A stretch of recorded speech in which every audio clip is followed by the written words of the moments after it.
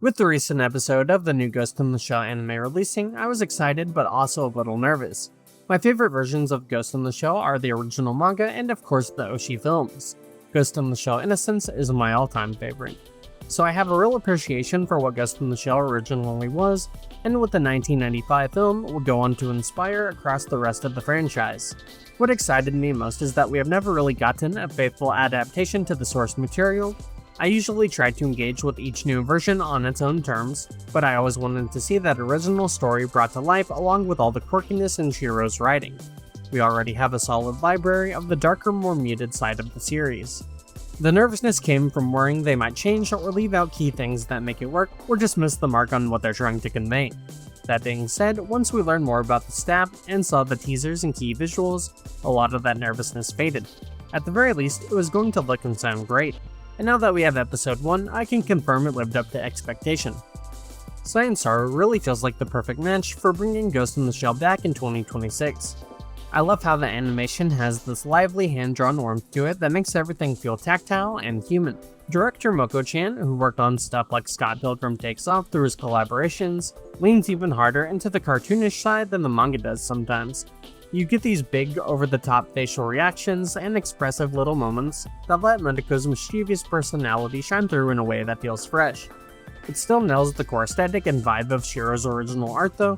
The detailed lines, dynamic poses, and overall energy make it feel like they sat down with the manga pages and said, "Let's make this move." One thing that stands out is how the team pushed traditional hand-drawn techniques to capture real body movement. I actually don't mind CGI whatsoever, especially in this series. However, it is nice to have that hand-drawn animation. To me, it really ties in perfectly to the story's themes. The retro color palette is another highlight. It has those vibrant, saturated tones that remind me of classic anime eras, while still feeling modern and energetic. The opening throws in nice little references to past adaptations, which was a cool touch for longtime fans. Musically, Iwasaki and the team deliver something special with a mix of jazz, orchestral swells, and atmospheric R&B flavors. The King New OP gets you hyped, and the Millennium Parade ending track sets a more introspective mood. Overall, I think this version is a really strong revival. It keeps the manga's playful spirit alive instead of going full grimdark like some earlier takes. If you're a fan of the source material, this one respects it while adding its own fun personality. It's easily one of my more interesting watches of the year so far.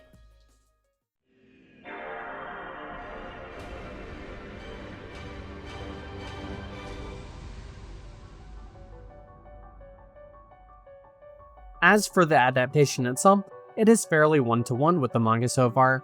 I initially watched the English dub and then went back to check it in Japanese. It does suffer a little from localization, so I would recommend watching it in Japanese. The English voice performances are actually solid, but the Japanese audio captured the vibe of the manga more in my opinion. There are a couple of things that felt a little off. For whatever reason, they did change some details.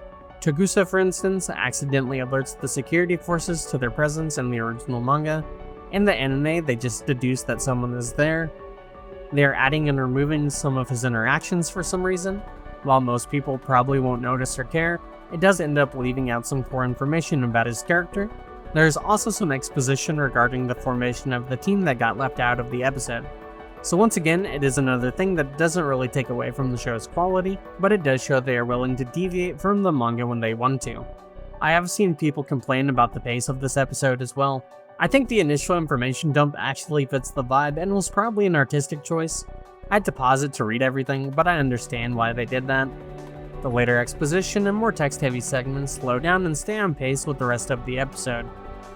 As for this episode feeling too short or too fast, well, to be honest, that is pretty faithful to the original manga. The manga has pretty quick pacing, and with this adaptation, they are clearly trying to appeal to a younger and newer audience. It is not exactly my preference, but it is authentic to the source material, and serves their goal of introducing Ghost in the Shell to people with different attention spans.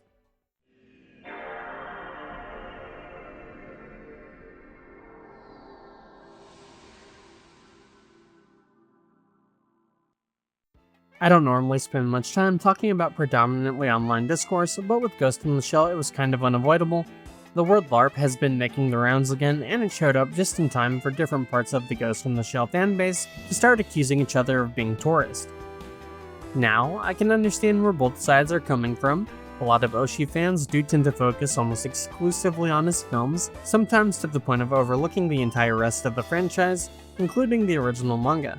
That was probably reinforced by the fact that, for a long time, Ghost in the Shell was one of the acceptable anime films for people who otherwise have little interest in anime. For some viewers, it became more of an aesthetic or philosophical touchstone than part of a broader series. On the other hand, there's also always been a segment of fans who treat the original manga as the only real version of Ghost in the Shell, using familiarity with it as some sort of authenticity test. That's not exactly a new phenomenon, but in the lead up to this anime, it definitely became a way to dismiss people who hadn't read Shiro's original work. Personally, I've always found Ghost in the Shell to be a funny series to get overly possessive about. It's a franchise that has been adapted, reinterpreted, and expanded so many times over the decades that there's never really been a single definitive way to experience it. And while I love Shiro's original manga, I also don't think it's some untouchable masterpiece that everyone absolutely has to read. But it's never really occupied the same universal pedestal as creators like Otomo or Urasawa. Ironically, even though this anime is much closer to the original manga than previous adaptations, it's also clearly designed to welcome new viewers.